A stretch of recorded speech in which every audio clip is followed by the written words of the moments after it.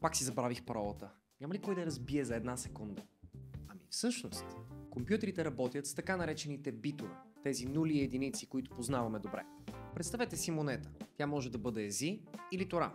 Но квантовите компютри, при тях монетата не е ези или тора. Тя е и двете, докато не решим да проверим.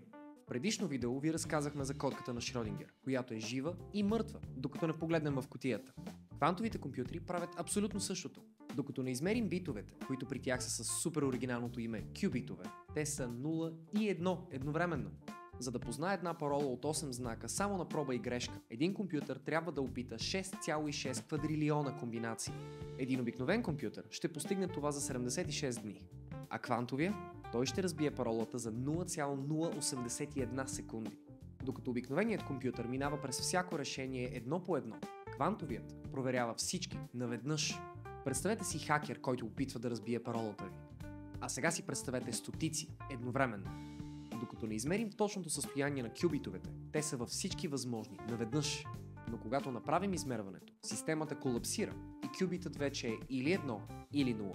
И за да не бъде това просто игра на случайности, компютърът постоянно си говори с кюбитовете. Но явно вече сме измислили всичко. Защо тогава квантовите компютри не са превзели света? Ето я уловката. Квантовите компютри са като мен, когато чуя критика. Много чувствителни. Най-малката вибрация или промяна в температурата е достатъчна да обърка сметките. Това се нарича декохерентност. И може би най-големият им проблем – те са изключително тясно специализирани. От търсене на огромни бази данни до физически симулации, те нямат равни.